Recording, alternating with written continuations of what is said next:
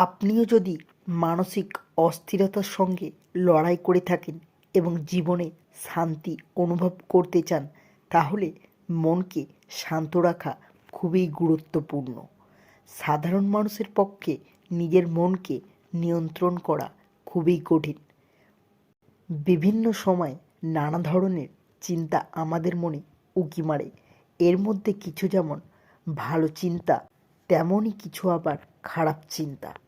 না চাইতেও অনেক সময় আমাদের মনে খারাপ চিন্তা এসে বাসা বাঁধে।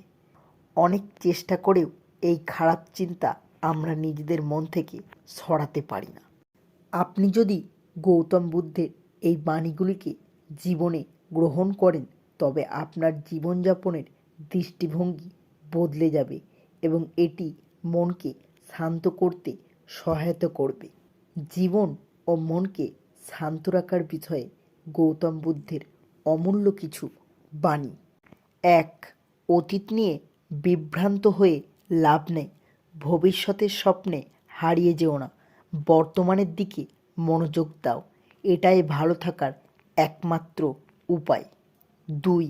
যেমনভাবে একটা মোমবাতি আগুন ছাড়া নিজে জ্বলতে পারে না, ঠিক সেই রকমই একটা মানুষ আধ্যাত্মিক জীবন ছাড়া বাঁচতে পারে না।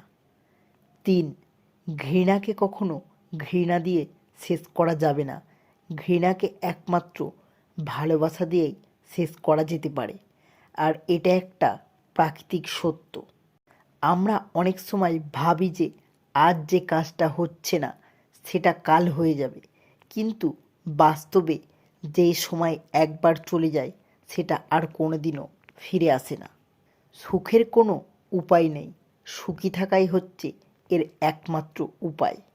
সত্যের পথে চলার সময় মানুষ মাত্র দুটো ভুলই করতে পারে।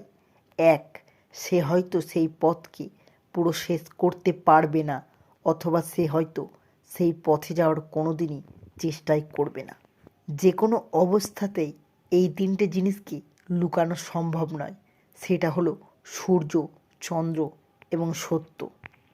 একটা প্রদীপের মাধ্যমে হাজারটা প্রদীপকে জ্বালানো যেতে পারে, কিন্তু তাতে সেই প্রদীপের আলো কখনো কমে যায় না। ঠিক সেভাবেই খুশিকে সবার মাঝে ছড়ানোর দ্বারা খুশি কখনোই কমে যায় না। তোমাকে তোমার রাগের জন্য শাস্তি দেওয়া হবে না, বরং তুমি তোমার রাগের দ্বারাই শাস্তি পাবে। প্রত্যেকটা দিনের গুরুত্বকে বুঝুন। প্রত্যেক দিন একটা নতুন ব্যক্তির জন্ম একটা নতুন উদ্দেশ্যকে পূরণ করার জন্য হয়ে থাকে। এই কারণেই একদিনের গুরুত্বকে বোঝার চেষ্টা করুন। প্রত্যেক অভিজ্ঞতা কিছু না কিছু শেখায়।